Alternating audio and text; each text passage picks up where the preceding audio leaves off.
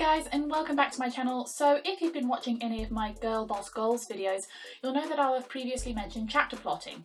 Now, chapter plotting is something that I do that helps me make sure that I've got enough meat on the bone of each of my chapters. I like something important to happen in each of my chapters. Now, it doesn't have to be super big. After all, I write espionage novels. Sometimes little things tie up later. But I do chapter plotting because it helps me keep track of all of my different threads, all of my sub-arcs, my personal arcs, and make sure that I can avoid filler chapters. Filler chapters are things where your book witters on and it waters down the effect that the book has on your reader, and as such, you kind of lose a lot of punch from your storyline. And as such, I do chapter plotting to avoid this. So I thought I would explain my method to you guys in case it helps any of you. So let's do this.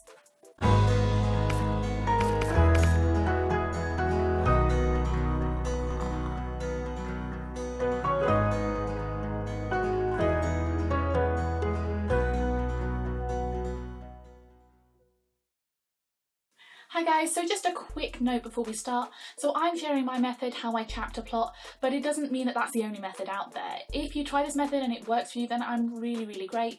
If you try it and it doesn't work, then don't think it's the only way to write a story. There are lots of different ways to get into writing. I'm just sharing what I do in case it helps someone. Some people don't even plot their novels, they just sit down and write, and they're called pantsers. So it's all about experimenting and finding out what works for you. That being said, this is what I do.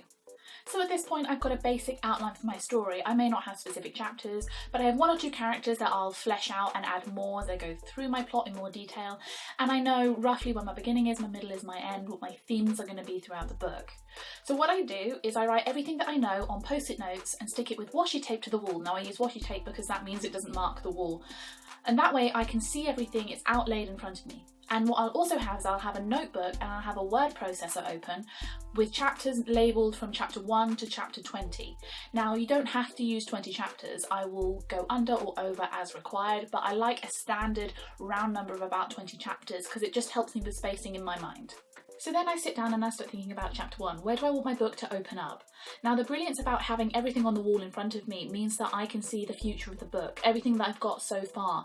So I can include things that might need to be included. I know where I want things to start from, and I can ask myself questions. What happens in the chapter? What is the point of this chapter? Is it to set something up? Is it to introduce characters? Is it to change someone's mind? So what is the point of this chapter? Now I am going to talk specifically about first chapters another time because they're a very specific brand of chapter that you've got to get absolutely right, but generally these are the things I think about when I'm thinking about chapters. Then I go through each chapter in turn and bullet point all of the different things I want to happen in each chapter, and make sure there are enough bullet points so that the chapter is going to feel meaty and weighty, but I don't have too many bullet points so that they aren't completely overwhelmed by the chapter. If you feel like this is happening, it is perfectly acceptable to split one chapter into two slightly smaller chapters, and that way you can help the flow of your book and help your reader feel less overwhelmed. Generally, I like to have about 5 bullet points per chapter, but sometimes I can have more, sometimes I can have less. Sometimes if the details come to me, I'll put those down as well, sometimes they won't. Now the reason I have the notebook is so that I can write down sub-arcs or specific scenes or details that come to me during this plotting process, but I might not be sure where I want to fit them in yet, so that I can go back once I've got my main plot outlined and go back and add the sub-arcs or add the specific scenes or the interesting conversations or the little bits that I want to add in. But I put it in a notebook because I don't know where I wanted to go yet, but it's a good way to keep track of it all so I can go back and be like, yes, I wanted to add that, and remember, and it triggers what I wanted to put in my book. The other things I can tend to come up with in my notebook is potential titles, chapter titles, names, places, ideas for future books if I'm not currently working on a future book, ideas for sequels and things like that. So it's a really good idea to have an informal notebook with you during the plotting process so that you can write down any ideas. After all, it's really important to keep track of all your ideas because you never know when they'll come in useful. I have written a number of short stories I've gone back and read while I'm trying to come up with inspiration, and they spark something amazing. So definitely keep track of all your ideas. Now I also keep some spare post-it notes next to me with washi tape so that I can add things to the board as I go. Particularly with espionage novels, there are little things, little threads that need to happen throughout the book that maybe the characters don't even notice or the reader, but that I need to be thinking about them so that they can tie up later at the end so we don't have any loose strings. So when I know these, I also put them on the board so I can be thinking about them when I'm plotting, and I remember to put them down in my chapter plotting sections. I find chapter plotting really good in working out timelines. You know how to space things out, you don't have too many majorly action-packed events happening together, and then 10 chapters where no action happens at all.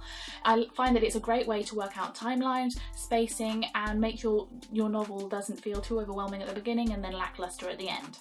Now, generally, as I mentioned before, I like to work with about 5 bullet points per chapter. Now, that's not to say that these are 5 actions in each chapter. You can't have one chapter where 5 separate attacks happen all at the same time. However, you can have sort of subsections, so 5 key parts. So before the attack, the group can notice that the horses are uneasy, and then during the attack you could notice some things. So someone could get badly hurt, they could lose the item they were transporting, they could be captured, they could be killed. Someone completely unbeknownst to the group could come in and swoop in and save them. So 2 things could happen. And then at the end of the chapter you could have the conversations, the aftermath, working out what to do next. So you could have a big event happen and then lots of separate sub-events happen, and then thinking about aftermath as well is very important. What are the effects, the reactions, the readers, and overall of this event? So I don't plan out word for word what my characters are going to say, unless of course it comes to me. I generally just try to note down the main interesting points, then my sub-arcs, and then other things that I want to happen. Generally I want the meat of what is going to happen, the A, B, C of the situation, but if I come up with details I will put it down because it helps me remember it when I come to write it later on. Then I work that through until I'm happy with each and every chapter in my book. I work it through to make sure that characters' personalities line up with the decisions and actions made in the book. I find it's a great way to avoid filler chapters, and that this process allows me to, prevent the guff clogging up the flow for my reader. It can allow me to cut away the primary fat and excess and allow me to really focus on what the meat of the story is. And that way people don't feel like you've got frills where there doesn't need to be frills. I know this video is rambling on a little bit, so I'll try to wrap it up really quickly, but there are a few more things I want to talk about before we get there. Now, if you want your project to be part of a series, then I recommend chapter plotting the entire series before you sit down to write the first project. For me, I find that this is really important because it means that I can make sure each project inside the series has its own weight and its own meat, so it's a great standalone book, but even better when you compare it in the series. I find that finishing chapter plotting can really hype me up and get me super excited, and I just can't wait to start writing, so I hope it has the same effect for you guys. Now, of course, when some people do this process, they do actions and blocking and dialogue, and they have a 70-page document that's their plan. Some people write 3 sentences and move on. It is up to you as the writer, as the planner, as the plotter to decide what your process is going to be and what works for you. If it's not working, then it's not right. Now, the reason I came up with this process was because I was at university writing my books and I had a huge wall and it was just blank. So I am a very visual person, so throwing everything up on the wall was a really great way for me to see all of the different moving parts and remember to incorporate them in my plotting and planning stages. But that might not work for you. You might like A3 pieces of paper on the floor or a notebook. You might prefer working with a timeline rather than putting it in a document straight away. Whatever works for you, play around and experiment until you've got it right. Remember, if it's not working, then it's not right for you. Or you just need some practice. Plotting is not easy, and anyone who tells you that it is pulling your leg. So some practice can really help you get into the swing of things. And also remember, this is supposed to be fun. I mean, it's working, but it's fun. If you have fun while working on your novel, that'll actually come through to your reader. People will feel the fun in your working, and that will help them enjoy the book a lot more as well. So that's all from me this week. Next week I'll be talking about how to beat plotter's block if you are struggling. I hope you've enjoyed this video. If you did, please do give it a thumbs up and subscribe. If you've got any questions, as always guys, just leave them in the comments or hit me up on any of my social media channels and I'll try to get back to you as soon as I can. Not knowing what you want to go in each chapter, being stuck, not sure what actions are going to go in it, can be one of the most vexing and frustrating parts about plotting, but there are things you can do to get over it, and I will talk about them all next week. I hope you guys have a wonderful week and a fabulous time writing, and I'll see you soon. Bye!